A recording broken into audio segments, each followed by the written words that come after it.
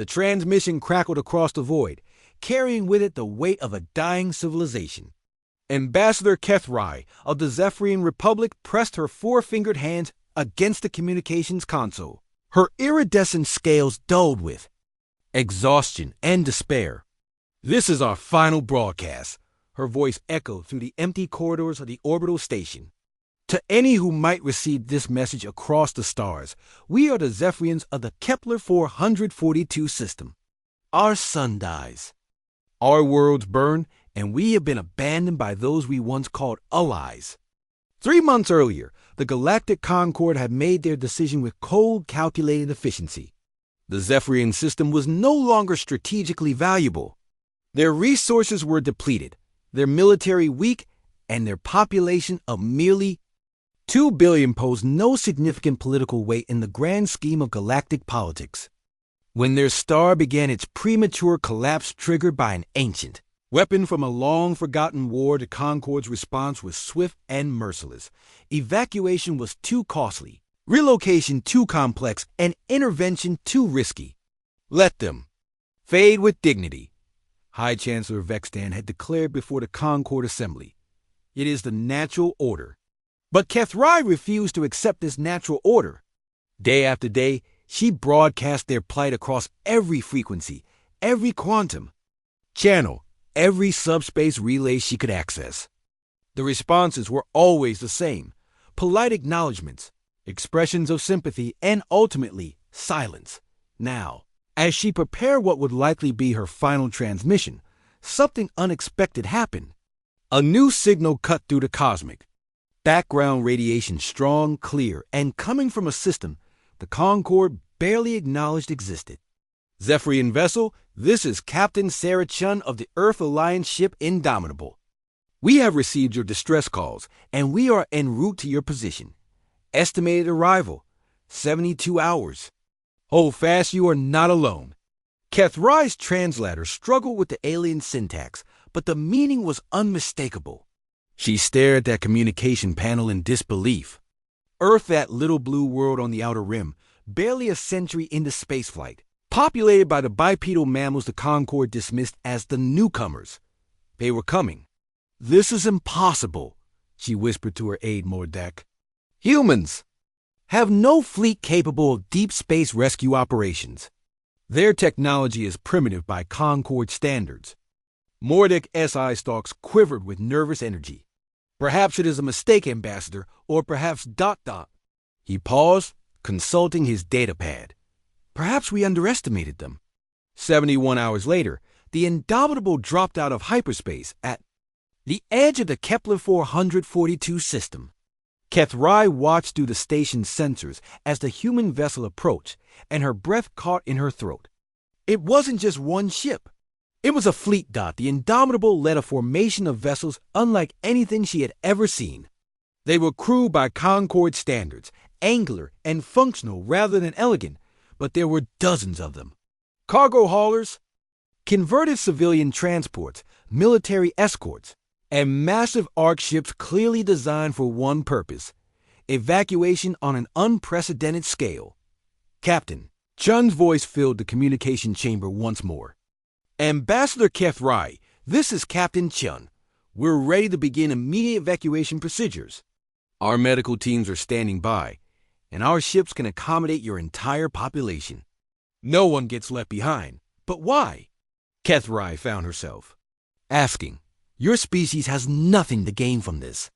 The Concord offers you no reward for this action. Your own resources will be strained beyond measure." There was a pause before Chun responded, and when she did, her voice carried a warmth that transcended species barriers. "Ambassador, there's something you need to understand about humans. We have a saying, never leave a man behind. We've expanded that philosophy a bit over the years." The evacuation began immediately. Human shuttles, piloted by crews who had volunteered for this mission, knowing full well they might not return home, ferried Zephyrian families to safety. The humans worked with an efficiency that amazed the Zephyrians, not the cold efficiency of the Concord, but something warmer, driven by an almost incomprehensible determination to save lives. Dr. James Patterson, the mission's chief medical officer, worked tirelessly to adapt human medical equipment for Zephyrian physiology. "It's not that different from treating dolphins back home," he muttered to his staff, earning confused looks, but somehow making it work. Commander Elena Vasquez coordinated the massive logistics operation with a precision that would have impressed Concord fleet commanders. Her team managed to process, house, and feed 2 billion refugees in a matter of days, turning the rescue fleet into a floating city. But it was the children that truly broke through the barriers. Young Zephyrians, their scales bright with curiosity, rather than fear, played alongside human crew members during the long journey to Earth's colonies. Language barriers dissolved in the universal language of play, and soon the ships echoed with laughter in 2 very different, but somehow harmonious voices. As the dying star finally collapsed behind them, Kethray stood on the bridge of the Indomitable. Beside Captain Chun, the Zephyrian ambassador watched the last light of her homeworld fade into the cosmic background. But for the first time in months, she felt hope. "Your people will find homes among our colonies," Chun said quietly. "We've already identified 17 worlds with compatible atmospheres. Some terraforming will be required, but we'll work together to make it happen." "Why?" Kethrai asked. Again, the question that had haunted her throughout the evacuation. Captain Chun turned to face her, her eyes reflecting the starlight streaming through the observation deck. "Because that's who we are, Ambassador.